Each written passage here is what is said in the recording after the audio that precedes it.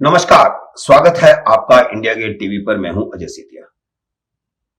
मित्रों, पंजाब के अपने पिछले वीडियो में मैंने बताया था कि किस प्रकार कत्ल की रात यानी वोटिंग से पहले की रात में परिवर्तन आया और वह परिवर्तन किस तरह हंग असेंबली की तरफ बढ़ रहा था।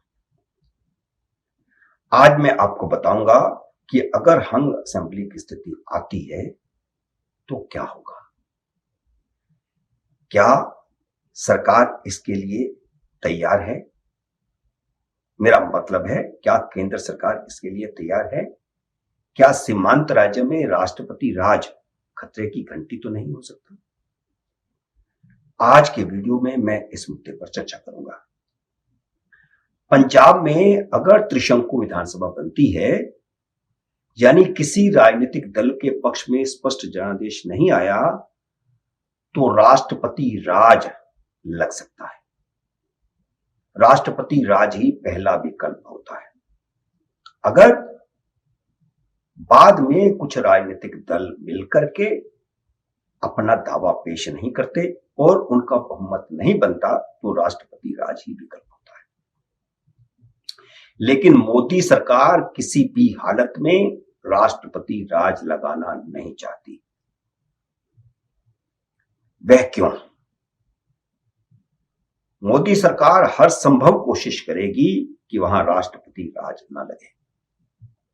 इसकी वजह यह है कि पिछले 2 सालों से पाकिस्तान ने सिख फॉर जस्टिस नामक खालिस्तान संगठन के माध्यम से अलगाववाद को हवा दी है। और यह सिख फॉर जस्टिस संगठन अमेरिका में बैठकर काम कर रहा है। कुछ खालिस्तानी संगठन कनाडा से काम कर रहे हैं, लेकिन यह संगठन जो पन्नू का संगठन है, वह पाकिस्तान की मदद से अमेरिका को अपना आधार बनाकर काम कर रहा है। राष्ट्रपति राज लगने से अलगाववादियों को आक्रोश फैलाने का मौका मिल सकता है। चुनावों के दौरान भी सिख फॉर जस्टिस ने पंजाब की राजनीति में दखल देने की कोशिश की थी, जब उसने आम आदमी पार्टी के समर्थन में चिट्ठी जारी कर दी थी। पन्नू ने एक चिट्ठी जारी करके कहा था कि आम आदमी पार्टी को वोट दो।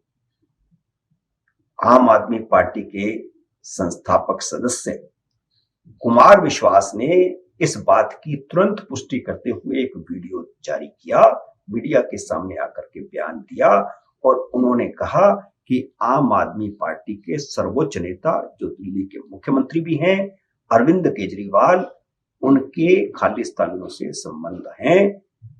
वे उन बैठकों को देख चुके हैं जिनमें अरविंद केजरीवाल ने खालिस्तानियों के साथ मीटिंग की थी। वह यह भी कह चुके हैं कि अरविंद केजरीवाल ने यह भी कहा था कि अगर उनकी मदद से वह पंजाब के मुख्यमंत्री बनते हैं तो इसमें बुराई क्या है। यह 2017 से पहले की बात है और 2017 से पहले ही कुमार विश्वास आम आदमी पार्टी में थे। कुमार विश्वास आम आदमी पार्टी के संस्थापक सदस्य थे और इसके तुरंत बाद मोदी सरकार ने इस सारे मुद्दे की जांच के आदेश भी दे दिए। और जब यह पता चला कि पंजाब के चुनाव में खालिस्तानी अंसर गड़बड़ी फैला सकते हैं, तो तुरंत कुछ कार्रवाइयां की गई। चुनाव से 2 दिन पहले 18 फरवरी को पंजाब पॉलिटिक्स टीवी नाम के एक टीवी के भारत में प्रसारण पर रोक लगा दी गई। इंटरनेट के जरिए यह TV channel Sikh for justice की ओर से चलाया जा रहा था अमेरिका से, और उसे पंजाब में लोग देख रहे थे, दिखाया जा रहा था। सरकार को इनपुट मिला कि इस चैनल के जरिए ऑनलाइन माध्यम का दुरुपयोग कर पंजाब चुनाव में गड़बड़ी फैलाई जाएगी।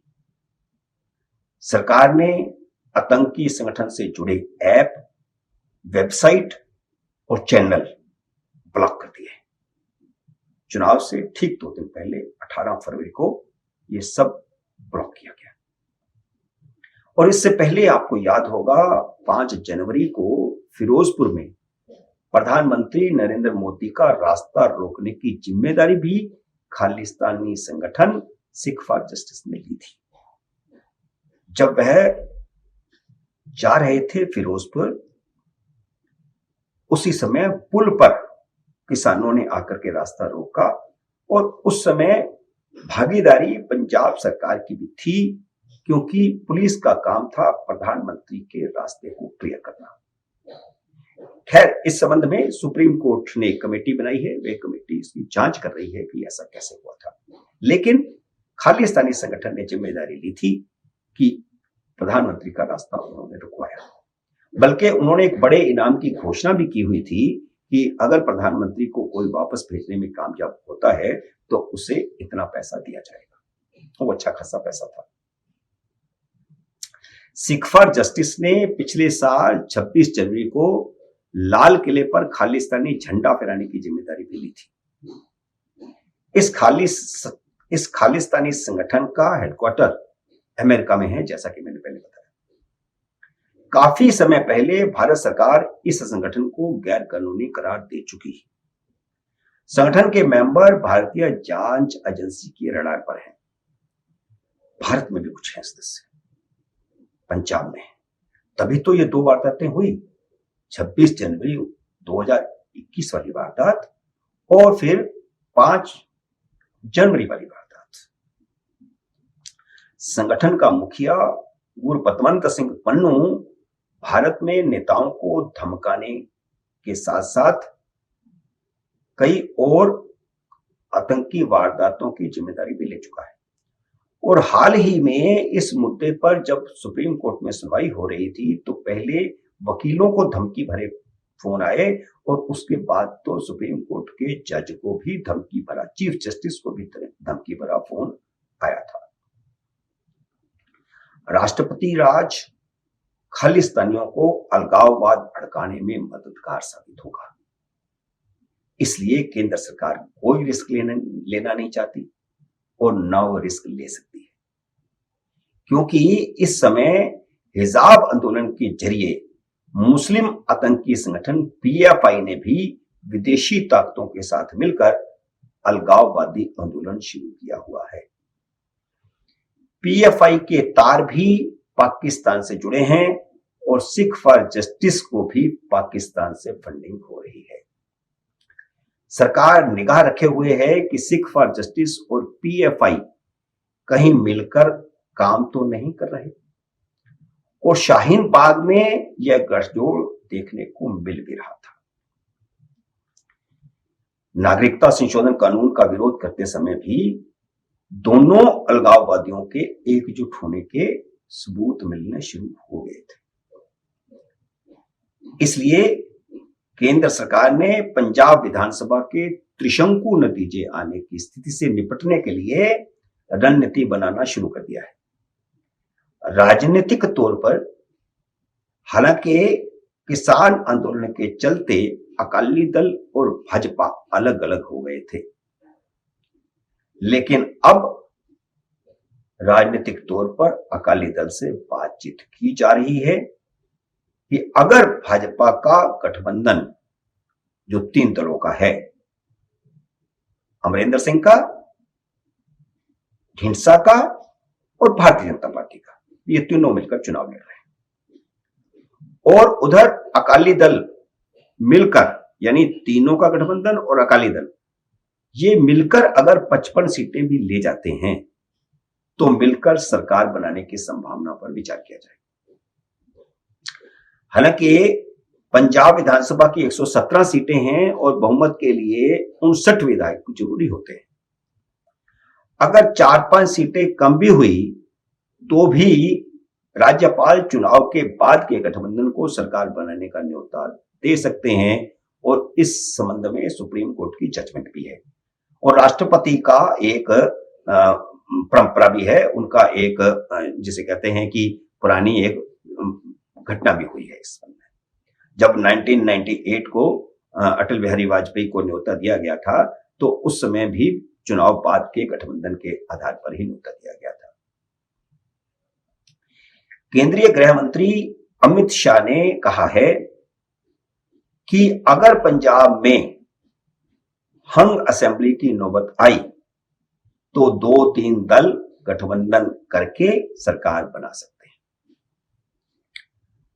अमित शाह ने किसी भी सूरत में पंजाब में राष्ट्रपति राज की संभावनाओं को खारिज कर दिया है।